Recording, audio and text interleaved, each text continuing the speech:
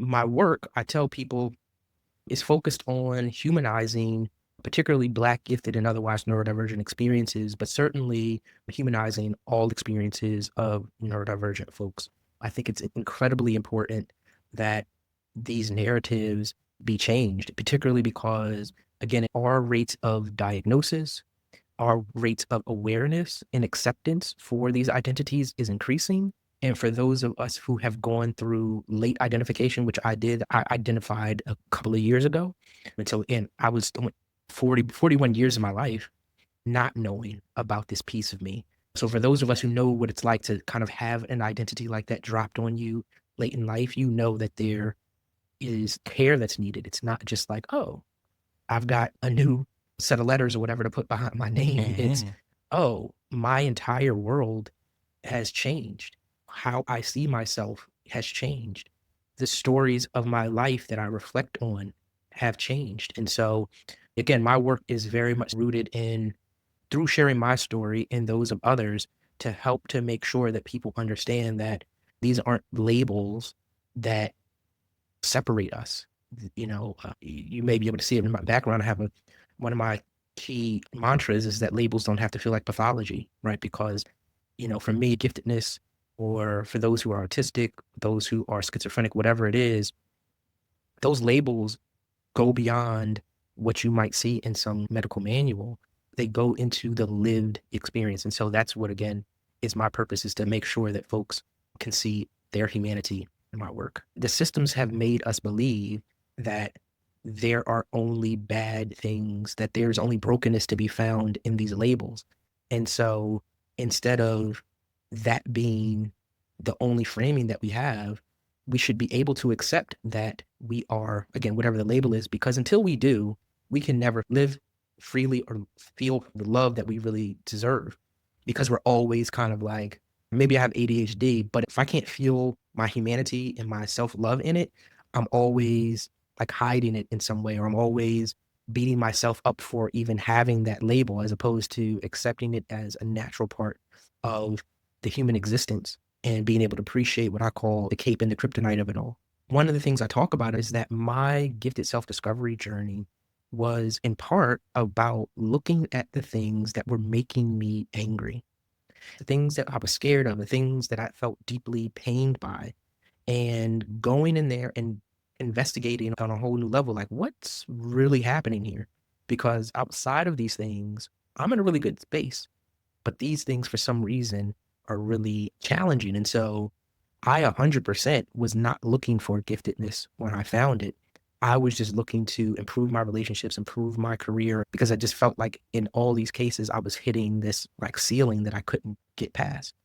And so through that investigation, you know, I joked that, like, my therapist, I kept talking about, again, all these things I was just discovering about understanding other people, which is something I'm really, really good at. But he just kept holding up a mirror and saying, okay, that's cool, they're hurt, but like, who is also hurt? And at first I'm like, I came to finally be able to see myself in the mirror and realize I was hurt. I wasn't acknowledging myself, my brilliance, my need for depth and complexity, my need for, all these things that I before was like beating myself down about, or that I was allowing other people to put on me, to project on me, and then I was internalizing, completely flipped. Because just for example, talking about even my level of empathy, before it was this thing of you're too sensitive. And that was, what do you mean? How can I be too sensitive? Right. Why is that? But instead of, it never turned into an actual answer to that question. What it became was, oh, wait, I have a level of insight that most people don't. And if that is true, that gives me access to, and this is the cape, right? This gives me access to, when certain people walk into a room, I already know something's up and I can check in on them, right? I'm somebody who can deliver a level of care and safety, right, and compassion that is extraordinary, right? And the kryptonite is also sometimes because people don't necessarily have the capacity, or some people don't have the ability to sit with those emotions, either mine or theirs. It can be something that can rub people the wrong way because they're trying to push you back. Oh, I can't deal with that. And so being able to have that clarity activated me to say, one, this is going to transform my life. And then I realized, wait a second, if I went 41 years of my life without knowing this, how many other people out there are challenged in their relationships, challenged in their career, challenged in their life that have absolutely no idea? I need to be out here helping to, pull back that veil for people and doing it again, not because, again, if you had told me, it's not like the first time I heard the word gifted, right?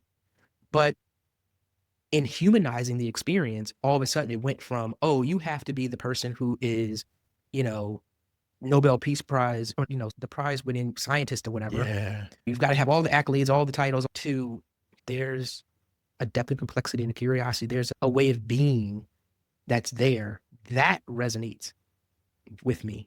The last thing I'll say very quickly is it was when I was reading a book called Living with Intensity that the floodgates ripped open. Because again, at the time I wasn't looking for giftedness, but when the book was talking about these intense experiences or, what they call overexcitabilities, and you all can check out the book on the side. I'd advise it if you're at least neuro curious. But talking about these excitabilities, it was like, yo, did you have a camera in my house? Like, what's going on? Right? So that is where, again, these humanizing experiences broke it open. And so that's my goal, is to continue to do that for others. I kind of am the people's platypus. And what I mean by that is my work is for the people, but the key part of it is that a platypus reminds you that these categories that we have are constructs, right? Because the platypus is like, wait a second, like, look, if you're a mammal, you got to follow the rules. What are you doing? A mammal is this, right? You know what I mean? Like, but the platypus is like, dude, I'm me. I'm living. These constructs that you have cannot limit me. I'm not a figment of anybody's imagination. I'm tangible.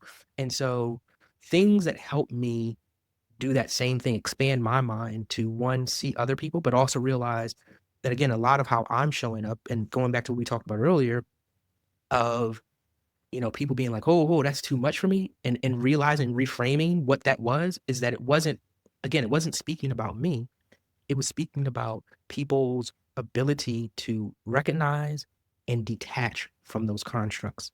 But funny enough, one of the things that some people have made me believe that I shouldn't be using is my voice. And now I get to lean 100% into this voice that I've come to assert is one that needs to be heard. And again, not from a place of arrogance, but from I see what happens when I hold space with people. And to that end, I'm adding into my work, not just the speaking. I will be working with folks to coach and consult as they begin that journey, right? And so those are times when, like I said, I'm like, I unlocked this thing for this person, and all I was doing is just showing up as best I could.